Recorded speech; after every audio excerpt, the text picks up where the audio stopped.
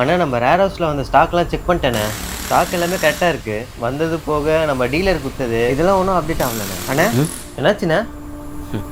அது ஒன்றும் இல்லைடா, அண்ணன் பொண்ணு கல்யாணம், ஒரு சவரன் வரைக்கும் நகை போடணும், கையில் 60,000 தான் இருக்குது, என்ன பண்ணலான்னு யோசிச்சுட்ருக்கேன்.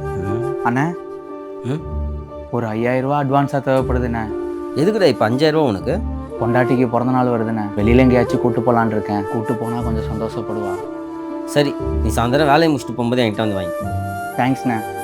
கையில் காசு இல்லை, அவங்ககிட்ட குத்தி ஏன்னா காசை வேஸ்ட் பண்ணுறீங்க? இந்த 5,000 ரூபா வச்சுட்டு என்னால் ஒன்றும் பண்ண முடியாதுடா. இந்த 5,000 ரூபா நான் வச்சுக்கிறதுனால என் கஷ்டம் ஒன்றும் போகிறதில்ல. ஆனால் இதே 5,000 ரூபா இன்னொருத்தனுடைய கஷ்டத்தை போக்கி அவனுக்கு சந்தோஷத்தை கொடுக்கும்னா அதை கொடுக்குறதுல தப்பே இல்லை. எப்பயுமே கொடுத்து பாடுறா, கொடுத்து பார்த்தா தான் அதில் இருக்கிற சந்தோஷம் என்னன்னு புரியும்.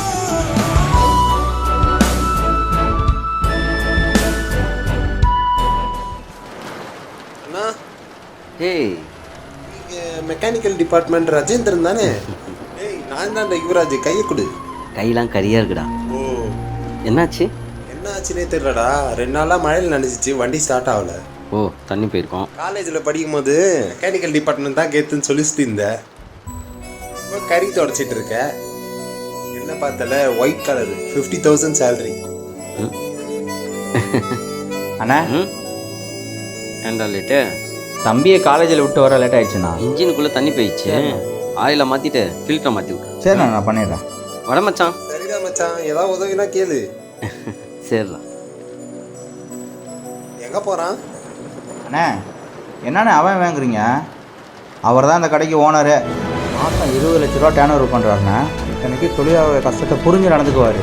தகுதியை பார்த்து பழகிற இந்த காலத்தில் மனுஷனை பார்த்து பழகிறவர்னே அவருக்கு.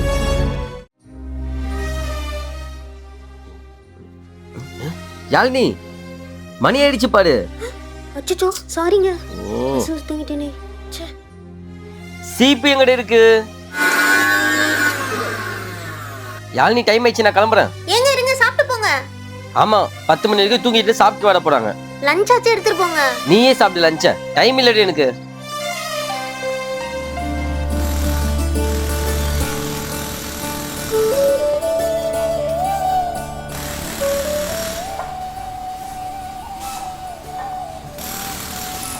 நான் வானே சேர்ந்து சாப்பிட்லாம். இல்லடா, கடைக்கு போய் தான் சாப்பிடணும். நீ சாப்பிடு.